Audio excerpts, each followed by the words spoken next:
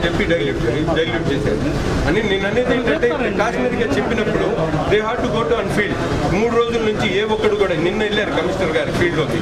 నేను 3 రోజుల ముందు డయేరియాతో ఒక వ్యక్తి మృతి అని చెప్పి క్లియర్గా ఈనాడు జ్యోతి అన్ని పేపర్స్లో వచ్చినా కూడా కమిషనర్ గారు ఎక్కడ రెస్పాండ్ అవ్వలేదు. స్థానికంగా ఉన్నటువంటి ఏఈలు కానీ ఎమ్మెల్యేలు కానీ ఎవ్వరు కూడా అక్కడ పర్యటించి ఏం జరుగుతుందని చెప్పి కనుక్కోలేదు.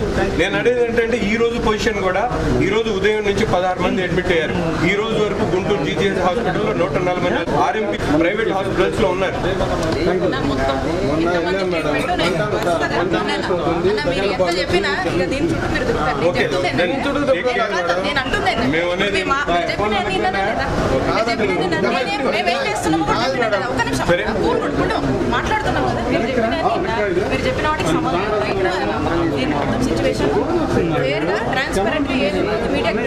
అవేర్నెస్ కల్పిస్తాము. అవేర్నెస్ అవుతుందో లేదో మీరు కూడా చూడండి.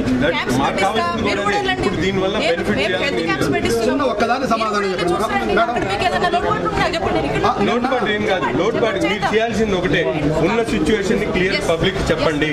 చెప్పిన తర్వాత రెండోది అవేర్నెస్ ప్రోగ్రామ్ పెట్టిద్దాం.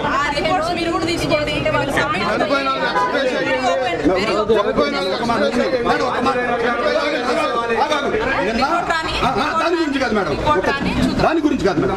ఒక ఎస్టీ అమ్మాయి పద్మ అమ్మాయి అనే అమ్మాయి చనిపోయిన తర్వాత ఆ అమ్మాయిని వితౌట్ పోస్ట్ మార్టం పోలీసులు డాక్టర్లు పంపించే ప్రయత్నం చేస్తే నజీర్ గారు మేము అడ్డుకున్నాం. అది ఎంతవరకు న్యాయం మీరు చెప్పండి. కూడా చాలా లేదమ్మా,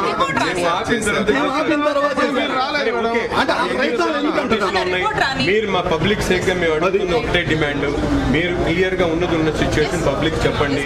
రెండోది అవసరమైనటువంటి అవేర్నెస్ ప్రోగ్రామ్స్ చేయండి. The people who are responsible for this take action on them. నేను 4 అంశాలు చెప్పాము. మా 4 మీద మీరు తప్పనిసరిగా ఎక్స్ప్లెయిన్ ఇవ్వాలి. అవసరమైనటువంటి అధికారుల మీద యాక్షన్ తీసుకోండి, అవేర్నెస్ పెట్టించండి. ఉన్న సిచ్యువేషన్ పబ్లిక్ అనౌన్స్